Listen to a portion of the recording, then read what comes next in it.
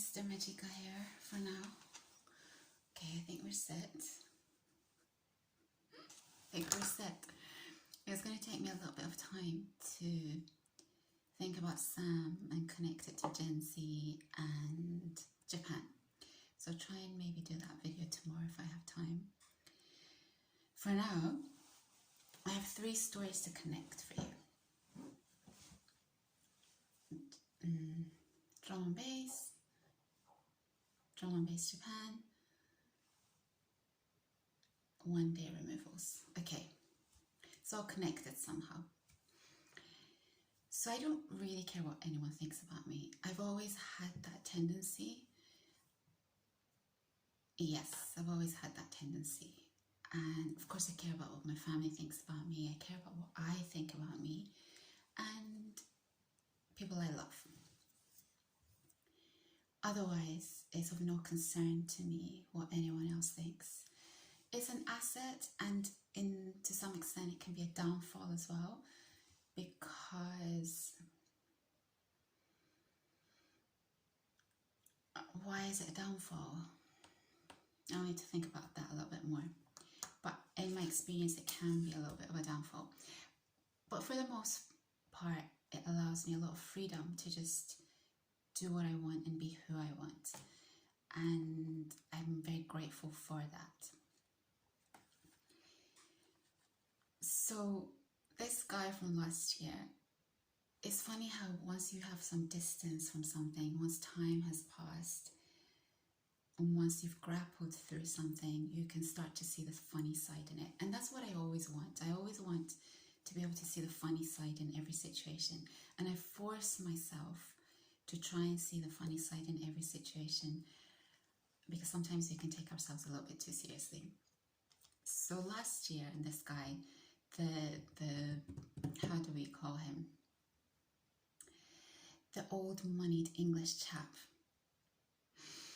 He was so intense, you guys. He was so intense, and I rarely come across people that intense. And I actually quite like intense people.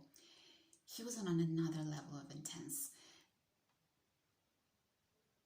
And sometimes people consider me intense, but actually I'm kind of mellow. My intensity, if I am intense, I can be intense. But if people see that intense side of me, it's because they're not as diligent as me, and so I have to walk them through everything that I want to be done in a certain way to get the result that I want, because otherwise I won't get the result that I want. And so maybe that's when they consider me intense. But when I was with him, dealing with him, I just thought, my gosh, I'm so mellow. There's no other mellow person than me on this planet, because this guy was just so intense. And I was around him for this 3-week period, from very early in the morning until late evening. And he was just driving me mad with his intensity, and he's just so, don't want to say busybody, but he's trying to get involved in everything. I'm just like, chill, take a chill pill. Chill, bud, chill. Because I just need him to back off a little bit. And on one of the evenings, I was just so over it, because he's just too much now. And so he said, what are you gonna do now? We'd kind of finished what we had to do, and he said, what are you gonna do now? It was a bizarre interaction, in the sense that we became friends at some point, until all hell broke loose at the end, when I realized he was just taking advantage of my good nature, and I couldn't have that. But a weird friendship had developed between him and I. So he's like, what are you going to do now? So I pull out my phone, and I say to him, you stress me out so much. I just need my drum and bass. So I pull out my phone, and I pull out one of these sets, one of these Dom Whiting sets, and I start playing this. I put the blast up on my phone. I blast it from my phone at max volume, and this incredible, and I know the timestamps for some of my favorite sets. I know exactly what time a track is coming on at. So I get one of my favorite sets up, know exactly the timestamp, and this glorious drum and bass starts to play. And when drum and bass starts to play, I can't help moving my body. My body just reacts. It just moves. It just moves. So I just start moving my body, and I'm like, you've stressed me out so much. I've got to listen to my drum and bass. And he's looking at me like I'm bonkers. But then the music's playing, and he says, he's not old, he's not old. He's like the same age as me. But he's old moneyed, that kind of guy, right? He's like, what is this music? And I says, drum and bass. And he starts moving his body. So we're standing there just dancing. It's so bizarre. And he really likes the music. And he says, I really like it. I say, yeah, it's awesome, isn't it? So then after that, whenever he would just be a bit too much and was just too intense, I'd just pull out my phone and I'd start playing drum and bass, and he'd somehow get it. He'd somehow get that he'd just gone a bit too far. Why am I telling you this story? Because it was almost, once I started doing that, he started to chill out a little bit. It was like he started to become more relaxed in being who he was. And I've realized time and time again, if you are unapologetically yourself, it somehow allows people to be unapologetically themselves, and things just start to chill out a little bit. So now sometimes I just do the most random stuff just to make people feel a bit more like they don't have to be stuffy. And I think this is what I like about Americans. You don't have this formal culture. North Americans, you're just yourselves pretty much all the time. Thing with the British is that when you first meet them, there's this formality, there's this, especially if it's a professional environment, there's this, people are just kind of showing a face. They're not really showing who they are. And I don't have time for that. I'm Persian. I need to be myself, guys. I'm this passionate Persian girl, and I just can't hide myself. I can't hide myself anymore. So there was a relief when that happened, and he relaxed as well, and just things just became a lot more cool between us. I could just be I was more myself. My sense of humor started to come out. It hadn't the first week that I'd been around him, but it started to come out, and then he started to become funny because of me. And yeah, it became fun. It became more interesting to do with him. So that's my story about him. And I need to connect it to, it's actually not really connected to the second story, I don't think. Maybe it was a drum and bass connection. But it's the second and third story kind of connected. So when I was in Japan, I used to predominantly go to drum and bass events. The DJs were so talented, and these 9 minutes, the DJs were so talented, and the sound systems in Japan were incredible. I mean, incredible. So this combination of amazing DJs, incredible sound systems, and the venues were very intimate. None of these huge, large events where you're just lost among a sea of hundreds of people. It's an intimate space, not that many people, and drum and bass is a really underground genre. It's not mainstream, so you get a specific type of person attending these events. In my whole time there, I would say there were 3 DJs that I loved so much, drum and bass DJs. They were incredible. This guy was the first drum and bass DJ I came across, and I just found him to be so talented, he just was a cut above the rest. And he used to work with this MC who was incredibly talented as well. And they worked really well together. And I don't even like drum and bass MCs. I just find it annoying and irritating, and it takes away from the music. And they're just saying the same old nonsense over and over again. But this guy was really talented, this MC, and it just worked. These two together worked. And then one day I turned up at one of these events where this DJ usually performed at, and he just wasn't there. And then I didn't see him for another month or so.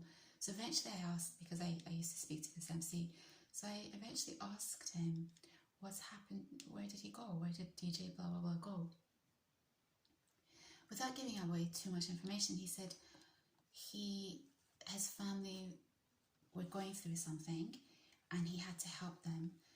So he had to stop DJing and he had to go and help them, I suppose, financially. So I guess his job changed. AKA, he had to make money. This story just stayed with me.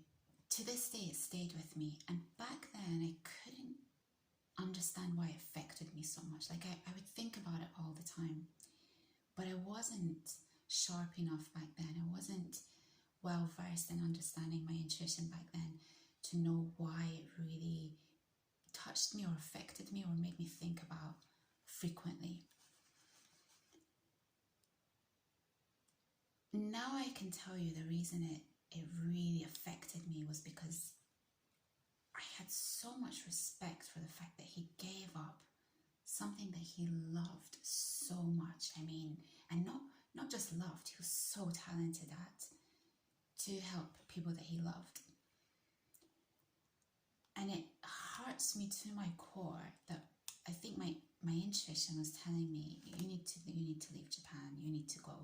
And I didn't. I stayed because I didn't recognize those signs back then. There is a connection. There is a connection. I was thinking, why would I tell you this story? There is a connection to the first story. To this day, it haunts me that I left Japan much later when I should have left that at that time. If I was getting interrupted for a second. And so what I would say is that if there's something that you think about constantly, something that you've heard or something that's come into your zone and is always on your mind, you don't know why, there's a deep reason for it, and you need to really look into it, and you need to maybe write it down and think about why it connects to you. So there were a few instances like that happened to me throughout my time in Japan, and I just wasn't smart enough or connected enough to myself to be able to understand that it was telling me that I need to leave. I'll tell you one other quick story. I was in Okinawa and I was on the back of a motorbike in Okinawa. Okinawa is so beautiful, food is so incredible. The best way to see Okinawa is to be on a bicycle, on the back of a motorbike. It wasn't a proper motorbike, it was one of those scooter type motorbikes. Unfortunately, my ankle touched the motor and completely burned. I mean, it was burned, it was sizzling. We went into this close place to us, and the amazing thing about Japan is that they have first aid kits everywhere that you go. And so they kind of sorted me out until I came back to Tokyo and I had to do something about it in Tokyo. And I still have the scar from that accident to this day. I couldn't understand why that happened to me. And it was something that I thought about a lot. It was just a bizarre thing to happen to me. I don't believe in accidents. I really don't. Everything happens. Some things, no. So if something bad happens, it's because you've not been able to preempt it. For the most part, there's some bad things that happen that shouldn't have happened to you, and it's got nothing to do with you. But in this situation, I knew that something was not right, but again, I couldn't connect it. I should have left Japan at that point. So lots of things like this, and a lot later as I got older and I started to understand my intuition and how my intuition works and connecting the dots, I'm a lot more in tune with myself. So when this guy and I from last year, where I could see things were starting to not be quite right, and he was fake, he was duplicitous, is that the right word? Duplicitous. He was Judas faced. I knew that I had to cut the connection straight away, and I did. Now, I don't know what would have happened had I kept that interaction going on for longer, but I don't think it would have led anywhere good. This is a professional situation if you haven't watched that video. And so I don't question my intuition anymore. Something feels off, something feels wrong, I'm out of there. So that was a connection between these two things. And my third story it's not really a story, but there's a film, there's a British film, a Scottish film in fact. I love Scottish comedians. There's some English comedians that I love, there are some Scottish comedians I love. Scottish comedians can hit a different way, and there's a British film, Scottish film, I think it was released maybe more than 10 years ago, and I don't even know how I discovered this film, but I did. And every year I go back and watch this film at least once a year. Not only does it appeal to my sense of humour, but it's also a reminder of two things. It's a reminder that if you're having a bad day, it's a really great film to watch. It's a reminder that if you're having a bad day, it's never going to be as bad as these two guys' day. They're removal vans. It's called One Day Removals. They have a removal van, and one of the guys, his heart, he has a musician's heart. He wants to be a musician. The other guy's a bit older, and he desperately wants to stop doing this job. And I'm going to link the film. I think the first 15 minutes, maybe first 13 minutes, you can kind of skip because it's introducing what's to come. But I think you can get away with skipping it until they start driving this removal van. So he's bothered. He doesn't want to be there that day. He just wants to be playing music or involved in music. And this particular day in this van, they have this huge argument about how this guy wants to just give it all up and move to Edinburgh or Glasgow to do something related to music. This day is one of the worst days of their lives because of all the bad things that happen throughout this day. But it's so funny that it's not a kind of negative film. Bizarrely, within all the bad things that happen, it's hilarious. It's a comedy. It's hilarious. So the second thing that this film teaches me, as a reminder, is that when you know that you have to get out of something, get yourself out. Because when you don't, when you know and you have to and you don't, that's when the trouble begins. It's such a fantastic film. The accent, the Aberdeen accent is quite strong. Takes me a couple of minutes or 3 to attune my ear to the accent. You can't put subtitles, unfortunately. It just comes up as gobbledygook. So if you're not from the UK, you'll have to tune yourself.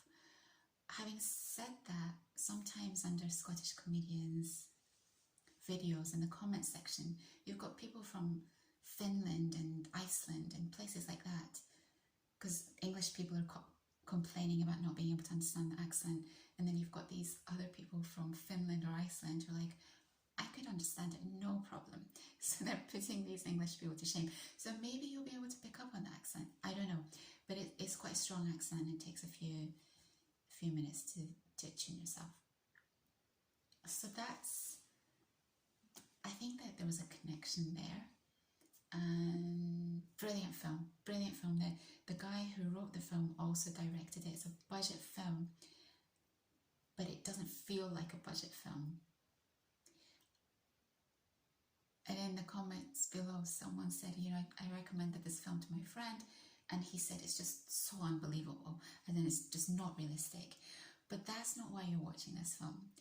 You're watching this film for the comedy value, and there's a lot of comedy in this, and you're watching this film to know that you've got to listen to your intuition.